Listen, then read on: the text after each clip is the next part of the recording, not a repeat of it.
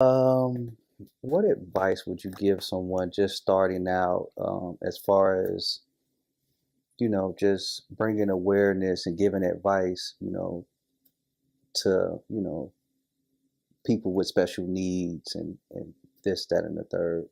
What advice would you give them? To use your voice. Everyone has a story, Mm-hmm. and we tend to keep it to ourselves because, we don't know how someone's going to receive it. Which is true. It's not it's not your business how they receive it. You have to put it out there. As I started talking about my kids, my journey, we used to do a weekly Wednesdays with Wendy. It was really Christian, but Mm-hmm. I put my name on it. And people would say, "Oh," I'm like, no one wants to hear this. But God told me to do this, so I'm going to do it. I agree. And every time I went to quit, and we would just go on, like makeup, no makeup, Christian would decide he had a diaper situation in the middle of me talking. It was just real, being real. Mm-hmm. And every time I thought about quitting, somebody would send me a text or a messenger, like, man, that really helped me. I sent this to a friend of mine, and they said that helped them. So oftentimes we don't tell our stories because of us. But when you start looking outward as far as the journey you've been through, good or bad, it's going to help someone. And so we did it for 3 years, but tell your story. Look, good, bad, and different. You have to tell your story. I totally agree.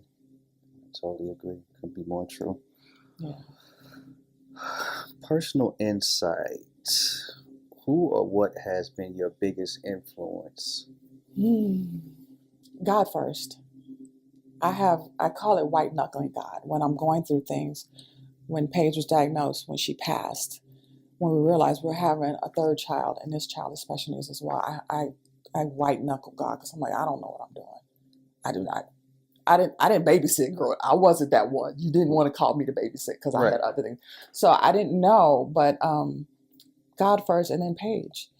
Paige she didn't speak, she didn't move. She needed help with every single aspect of her life.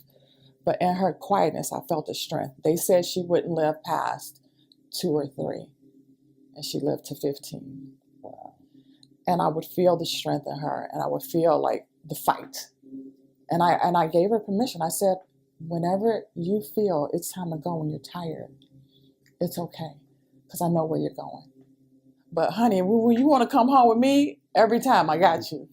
But it was her. She forced me to find the strength that I always had, but I didn't give myself credit for having.